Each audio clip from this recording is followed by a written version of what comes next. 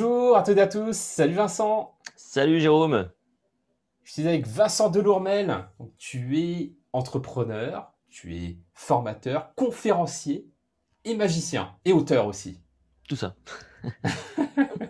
Donc on se connaît depuis pas mal d'années en fait, parce que on a notamment bossé ensemble sur un événement, donc le Congrès de la Mémoire. On a fait plusieurs éditions, donc un événement présentiel qui, d'ailleurs, la mémoire qui est ton sujet de prédilection. On travaille aussi ensemble parce que j'ai opté pour ton service Zeroudi. T'en parleras aussi, j'imagine, quand tu vas te présenter.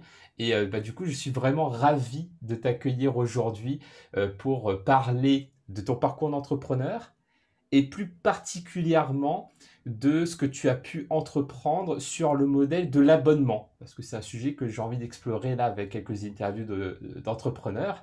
Et avant d'entrer dans ce sujet de l'entrepreneuriat par des produits et services à abonnement, est-ce que tu peux te présenter un peu plus pour les personnes qui ne te connaissent pas encore? Donc moi je suis ce qu'on appelle un mnémoniste. Je dis le mot très doucement, mnémoniste. C'est un expert de l'art de la mémoire. Je viens du monde des magiciens à la base. Et donc c'est par ce biais, en fait, par le biais du spectacle que je me suis intéressé on va dire, au numéro de mémoire prodigieuse. Et c'est comme ça que j'en suis venu à enseigner justement donc l'art de la mémoire. Et mon activité aujourd'hui consiste, à explorer cet art sous différentes facettes et à le transmettre.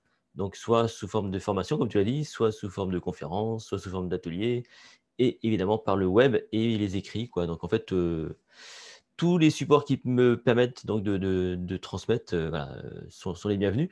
Et à côté de ça, donc j'ai d'autres structures avec, 2 associés qui s'appellent ICOU. Donc on a une structure sur l'économie du savoir et une autre structure avec, Sylvain, c'est Zerudi, donc dont tu as parlé tout à l'heure. Mais bon, la base, c'est quand même la mémoire. Et que tu fais depuis de nombreuses années finalement. 1995, mon cher ami. Waouh, ok. Donc j'ai commencé à enseigner en 2000 en fait. J'ai commencé à m'intéresser à l'art de la mémoire en 95 et j'ai commencé à l'enseigner en 2000 et j'ai fait les premières ventes en ligne aux alentours de 2002-2003. Tu vois? Donc ça remonte quand même à pas mal d'années, effectivement.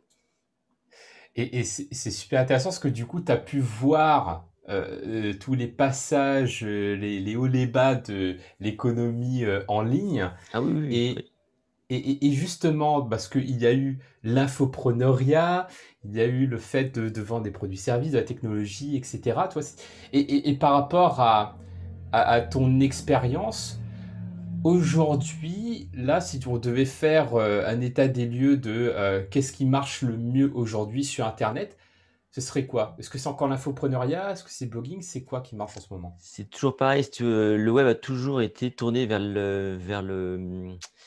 l'expertise, en fait. Enfin, c'est la qualité qui a toujours augmenté, en fait. Voilà, donc quand on a commencé, on vendait des PDF, voilà. Moi, je vendais un bouquin sur la mémoire en PDF et puis après, effectivement, ce sont les vidéos qui se sont imposées et puis après, bon, on a eu, des parcours un peu plus, compliqués, des vraies formations qui mélangeaient le présentiel avec le distanciel. J'ai envie de dire tout marche à partir du moment où il y a de la valeur, en fait. C'est que l'information aujourd'hui, si elle est basique, si c'est une information qu'on retrouve gratuite par ailleurs, c'est moins évident à vendre. Donc, il faut, je pense, aujourd'hui être expert de son domaine avec, des petites pépites personnelles qui font que les gens vont te suivre, ou pas, quoi. Ça, c'est pour moi, c'est une première clé, hein, réellement. Les produits dérivés aussi, tu vois? Moi, je vends des produits dérivés, donc j'ai des bouquins, j'ai aussi un jeu de cartes, hein, pour la mémoire. Là, je sors un jeu de société, par exemple et puis, j'ai aussi avec Zerudi, donc une application en ligne. Là, on est sur la tech et ça, c'est pareil, ce sont des choses qui sont, en général, plutôt porteuses parce que ce sont des services où les gens, deviennent très dépendants, quoi. Donc, dans ce cadre-là, toi, tu peux quand même faire pas mal de choses et je pense que on a loin d'en avoir fini avec le web. C'est juste que ça s'est vraiment professionnalisé par rapport au tout début quand j'ai commencé, quoi. Ça, c'est la vraie différence, quoi. Hmm. Et là, il y a deux choses qui me viennent. C'est que, un, tu as parlé de le fait d'être expert. Du coup, moi, Ouais. la question qui me vient, c'est qu'est-ce qui fait qu'on devienne un expert? Et la deuxième, c'est que j'ai l'impression que la diversification est un levier également parce que le fait que tu fasses des produits dérivés, etc., c'est aussi se diversifier, même sur son domaine d'expertise, si je comprends bien. Ouais, moi, je parlerais carrément d'univers, en gros. Faut créer un univers autour de ta thématique, en fait.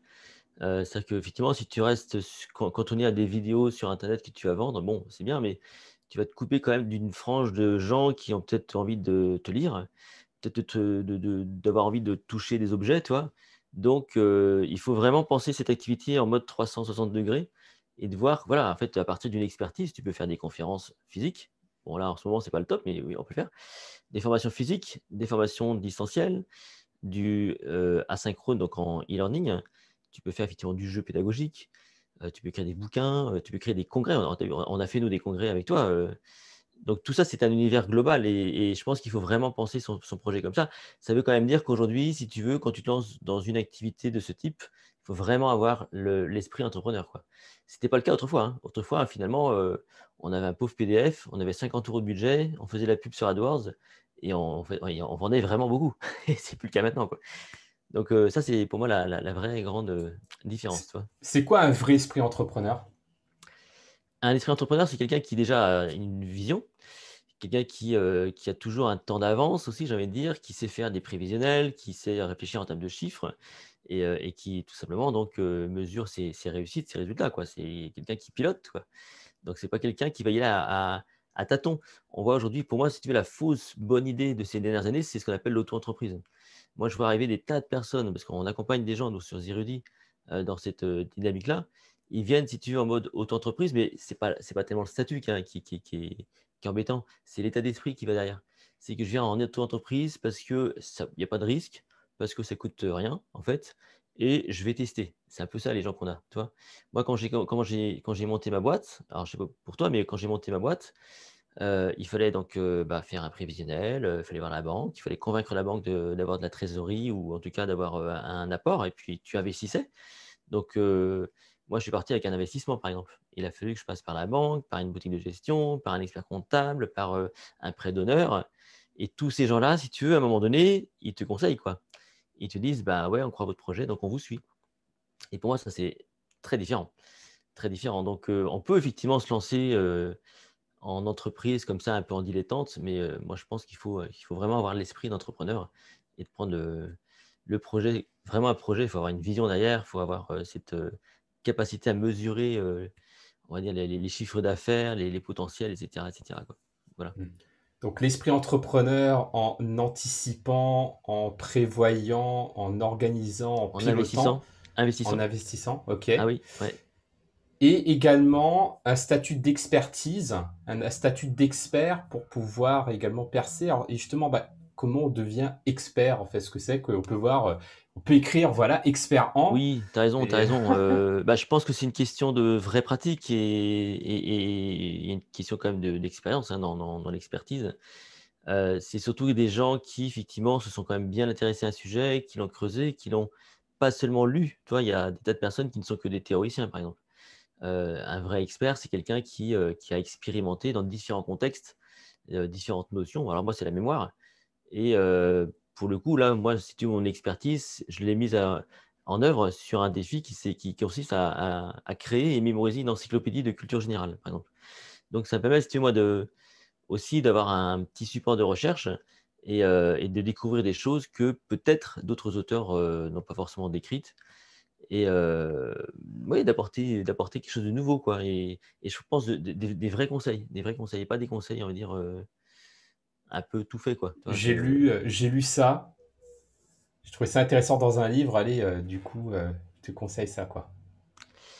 De quoi? C'est quoi tu excuse-moi, j'ai pas Non, bien non, je dis, compris. ouais, par exemple, ce que c'est, tu dis voilà, l'expert, c'est une personne qui a testé et qui passe à Expérimenté, ouais. l'action, qui a expérimenté et pas uniquement Oui, qui a lu, lu quoi, et bien sûr. transmis en fait, Bah, si bien j'ai bien sûr compris. et puis l'expert, c'est quelqu'un qui a eu beaucoup de feedback, a priori, tu vois? Moi, je forme chaque année en présentiel plus de 2 000 personnes et tu imagines, ça fait quand même très longtemps que je fais ça et donc tu as des feedbacks immédiats, quand tu lances une idée, quand tu lances une stratégie, tu observes les gens quand même et c'est pour ça, toi, par exemple, si on fait un débat aujourd'hui sur le mind map, qui est une des stratégies de mémorisation que tu connais bien, moi, je suis quelqu'un de beaucoup plus mesuré sur le mind map que beaucoup d'autres personnes, par exemple, parce que j'ai des retours qui m'amènent à modérer un petit peu et à penser. Tiens, par exemple, toi, je te donne une parole d'expert. Finalement, qu'est-ce qui se cache derrière le mind map? C'est pas le mind map, c'est le temps et l'effort consenti pour le construire. Et ça, pour moi, c'est une constante dans toute action de mémoriser.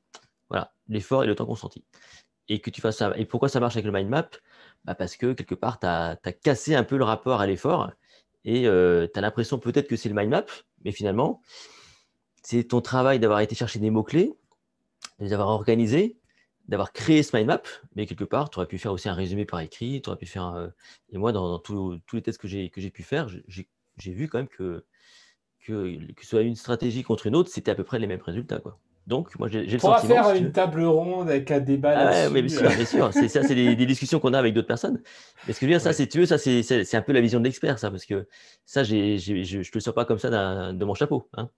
Donc, Et pourtant, tu es parce que magicien, tu je suis pourrais. magicien. Et il y a un autre truc que je t'ai pas dit, j'ai aussi un site de magie aussi, c'est vrai. Ok, ok, ouais, je comprends mieux. Et finalement, bah, par rapport à ton parcours, donc tu as à la fois cultivé ces deux axes, en fait, hein, pour pouvoir entreprendre sur Internet, à la fois la dimension entrepreneuriale qui t'a amené à lancer finalement plusieurs initiatives entrepreneuriales avec différents modèles économiques, avec toujours en filigrane la mémoire, le savoir, et de l'autre côté, la dimension expert qui, par plusieurs manière de procéder, que ce soit la conférence, la formation, l'écriture, et cetera, bah, t'a permis donc d'avoir des feedbacks pour te créer tes propres retours d'expérience et du coup apporter on va dire des contributions, sur le sujet, qui derrière nourrissent, bah, des discussions et des débats. Et du coup, par rapport à ça, heu, comment tu as été amené, donc là, si on rentre vraiment dans la dimension, du modèle économique, comment tu as été amené à créer des projets, des offres, en fait, au modèle, sur le format abonnement? Parce que si j'ai bien compris, au départ, c'était un PDF, du coup, voilà, tu vendais en one shot et le PDF. Après, pour les formations, bah, tu vends la formation, tu vends la presta. Mais là, pour certains produits, que tu pourras présenter un peu plus d'ailleurs, bah, tu as décidé de faire l'abonnement. Ouais, alors il y a 2 raisons à ça. D'abord, c'est que j'ai testé plein de trucs et l'abonnement, si tu veux, la promesse de l'abonnement, c'est d'avoir de la récurrence quand même et ça, pour un entrepreneur, c'est intéressant. Donc, qu'est-ce qui a justifié l'abonnement? C'est aussi qu'au départ, j'ai lancé le MemoCamp et le MemoCamp, au départ, j'avais déjà lancé d'autres projets, si tu veux, qui étaient un peu lourds, où il fallait faire des tas de tournages et puis à un moment donné, vendre et espérer que ça fonctionne. L'idée au départ de l'abonnement, si tu veux, c'était de lancer un projet sans trop de risques, sans trop prendre de temps. Ce qui veut dire que les premières personnes, lorsqu'elles sont arrivées sur un tarif qui n'était pas très élevé, c'était, 19,90 je crois, avaient accès à juste à 2-3 vidéos, quoi. Et puis chaque semaine, une nouvelle vidéo. Moi, ça m'a permis de construire comme ça le MemoCamp de façon, bah, progressive, sans que les personnes, si tu veux, aient besoin de payer une grosse somme, quoi. Donc ça et puis surtout, moi, ça m'a obligé à être régulier. Parce que comme il y avait un abonnement avec une promesse, c'était de faire évoluer, le MemoCamp, voilà, ça m'a permis de commencer comme Ça ça. t'a engagé, quoi. Ça Tu m'a as eu un engagé. Mmh, engagement public très fort qui t'a exactement. forcé à faire aboutir ce que tu avais envie de Oui, faire aboutir. j'ai fait la même chose pour le site, de magie et c'est vrai que j'ai eu des bons résultats parce que j'ai les stats qui disent que dans certains secteurs, notamment les personnes qui font des conseils en marketing, je crois que, la durée moyenne, je crois, d'abonnement, c'est 3-4 mois et moi, j'en ai qui sont là depuis 3 ans, en fait, hein, qui sont toujours abonnés. Alors, toi, dans un modèle d'information, c'est vrai que tu as intérêt quand même à apporter beaucoup de valeur, hein, souvent. Donc moi, en gros, j'essaie de varier. J'amène soit des vidéos, soit des fiches de culture générale qui correspondent au projet, donc de mémorisation d'une encyclopédie, ou soit un webinaire mensuel. Voilà, donc j'essaie de varier un petit peu cette dynamique, mais toutes les semaines et ça va peut-être répondre à une de tes questions. Toutes les semaines, si tu veux, je garde contact avec mes apprenants. C'est tous les dimanches à 10 heures, ils reçoivent un email et moi, j'en ai plein qui disent: «J'attends toujours avec impatience l'email du dimanche», ouais. Tu vois? Ils sont accros à ces petits emails et pareil pour le site de magie, tous les, dimanches à 10 heures, donc ils reçoivent quelque chose. Bon, le confort, si tu veux, c'est que moi, je crée des vidéos très courtes de 5-6 minutes maximum et en général, toi, je scripte ça le alors soit j'en scripte quelques-unes d'avance et je les lance, soit je me lance, toi là on est jeudi aujourd'hui, donc demain je vais scripter les 2 vidéos de la semaine et je vais les tourner dans la sem et je vais les tourner dans la foulée et puis, elles sortiront elles sortiront dimanche. Voilà, donc ça, c'est le modèle informationnel. Maintenant, c'est vrai que, pour moi le meilleur modèle, c'est quand même le modèle, tech Hein, là, tu parlais tout à l'heure de la plateforme Zerudi. Donc la plateforme Zerudi, c'est un service qu'on offre à des gens pour qu'ils puissent, piloter l'activité de formation en ligne et ça, c'est quand même pas mal parce que là, pour le coup, les gens, ils utilisent un service avec lequel ils font de l'argent. Bon, bah, là, pour les coups, là, on les capte quand même sur du très, très long terme, quoi.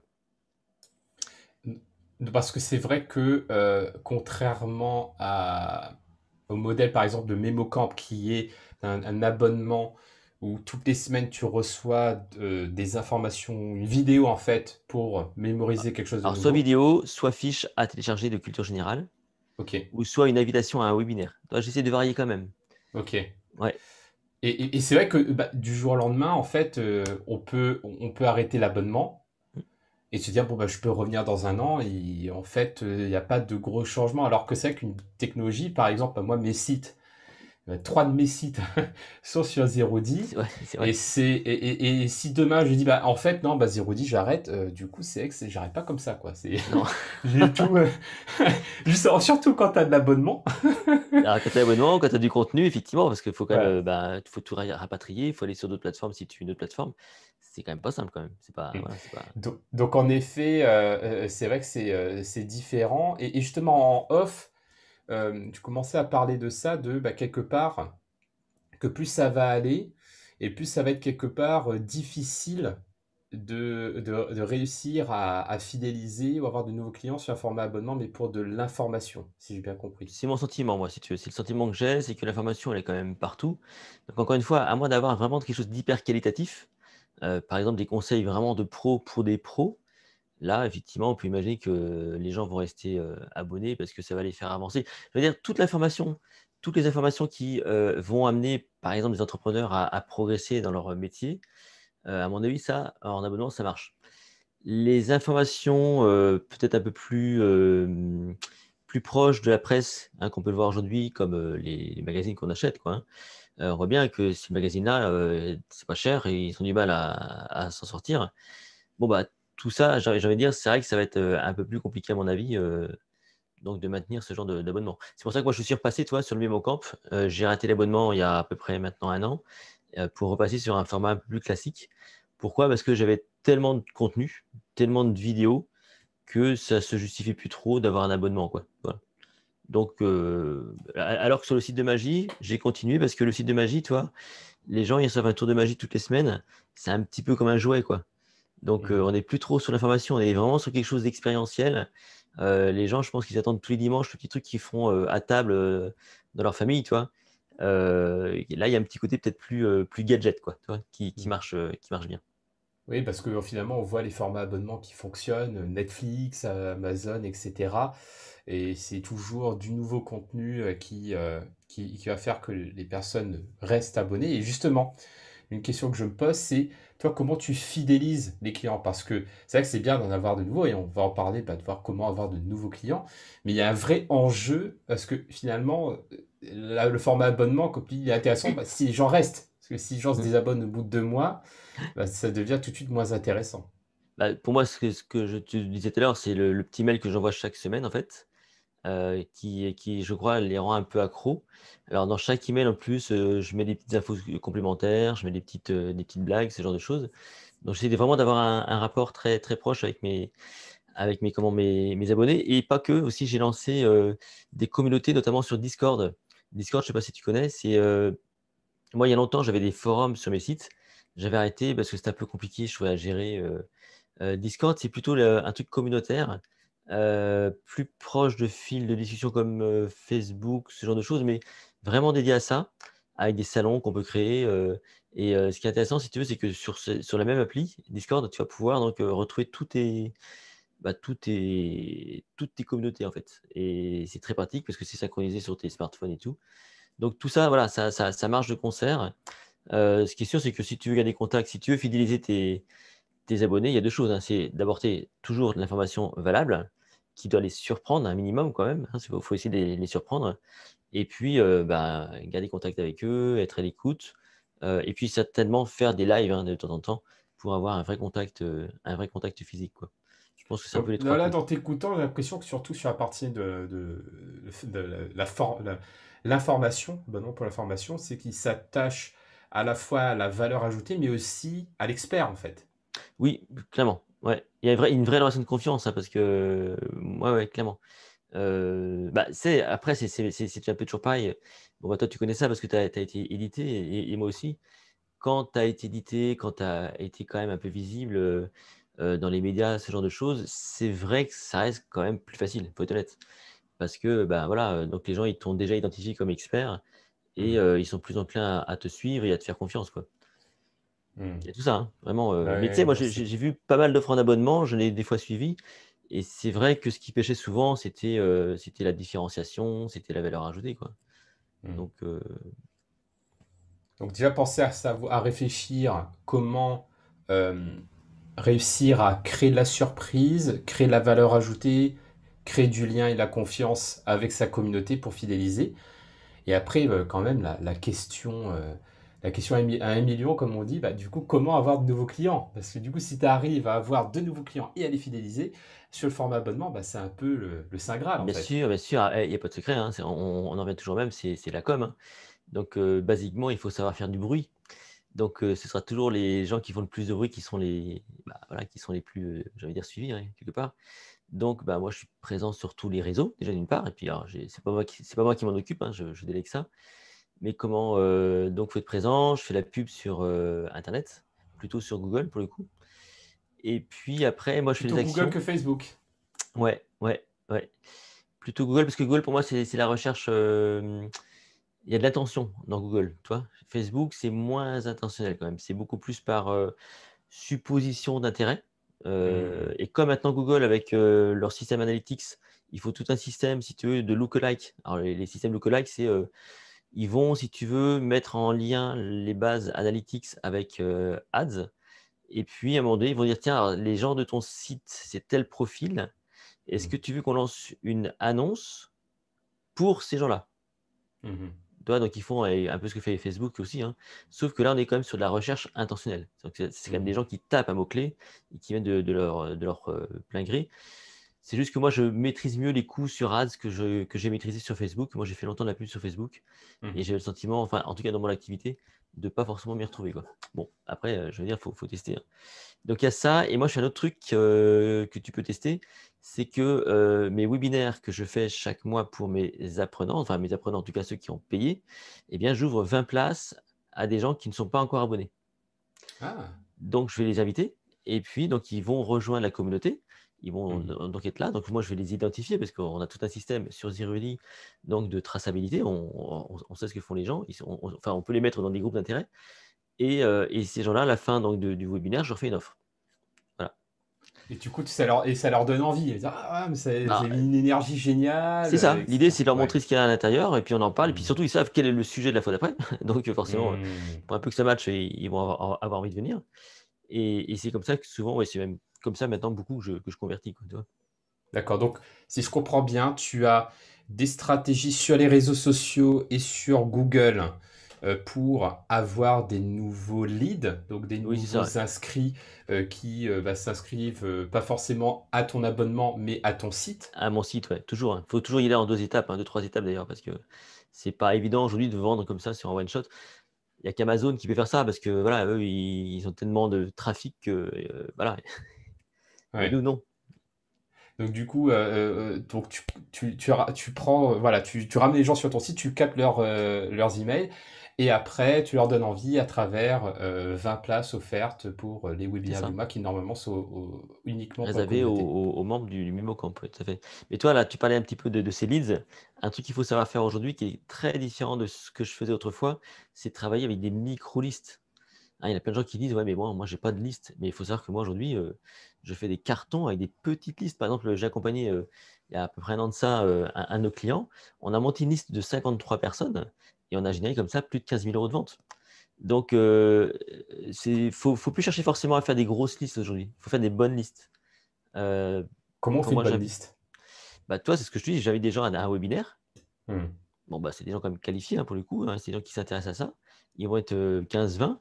Bah, ces 15-20 là, tu vas faire en sorte d'en convertir un maximum. Après, on est d'accord, c'est une question, de message, hein. C'est si tu sais pas faire passer un message, ça c'est le rôle de ce qu'on appelle, le copywriting notamment. hein, c'est l'art et la manière aussi de faire passer des messages. Mais voilà, faut pas chercher forcément à faire, beaucoup, beaucoup de leads. Il faut faire des bons leads. Donc on peut réussir même avec, on n'a plus besoin d'avoir 3 000 à 4 000 personnes sur sa liste pour Moi, en vivre, quoi. j'ai divisé par, à peu près, par 20 à peu près ma base mail, toi. J'ai viré en fait, des tas de d'emailing parce qu'il y a plus de réponse, quoi. Donc les bases Et ça mail, va mieux? oui, bien sûr. Alors d'abord, ça va mieux d'une part parce que les taux de conversion sont bien meilleurs. Il y a moins de pertes, donc du coup, si tu veux, il y a moins d'énergie. Enfin, il y a tout le monde s'y retrouve, si tu veux. Et puis tu as moins de retours, tu as ce qu'on appelle des hard bounce, ce qui veut dire que ton site peut aussi être déclassé, si tu veux, à un moment donné, si, il y a trop de retours Et d'emailing, toi. ah, tu vas moins en spam? Tu as moins en spam, forcément, tu vois. Donc, Hmm. forcément, tout ça, c'est. On est aujourd'hui quand même à l'ère des bases hyper qualitatives, quoi. Donc, il faut savoir faire ça. Et ce qui est intéressant, parce que ça veut dire aussi que c'est fini l'époque des ogres qui avaient un marché. Aujourd'hui, n'importe qui avec une base de 2 000, 3 000 mails, et j'en connais plein, moi, sur Zerody, ils font des chiffres d'affaires mensuels qui sont très, très honorables. Et comment on nettoie sa base de sa liste? Alors, sur Zerody, c'est facile parce que tu as un système qui repère les gens qui n'ont pas cliqué depuis un an ou qui n'ont pas confirmé. Et toi, en 2 clics, tu peux juste virer tes emails qui sont plus, voilà, qui sont plus actifs, quoi. Hmm. Après, sur les autres systèmes, je sais pas, hein, mais nous, c'est comme ça qu'on fait. Faut que je regarde du coup comment À faire voir. ça. Mm. Je vais voir. Ok, excellent. Donc du coup, fidéliser, trouver des nouveaux clients et pas chercher la quantité mais la qualité. Et après, une autre question que je me pose quand même, surtout sur l'abonnement, parce que l'abonnement tech, c'est un peu différent, parce que, comme tu dis, bah, c'est plus simple de fidéliser, et après, tu n'as pas forcément besoin de créer du nouveau contenu à chaque fois, même si, bien entendu, il y a des mises à jour techniques, Bien sûr, etc.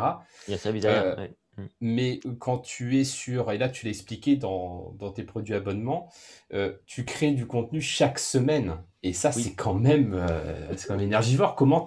Tu fais pour toujours déjà trouver de nouvelles choses à dire ou à créer, et surtout réussir à rester motivé et engagé dans la durée.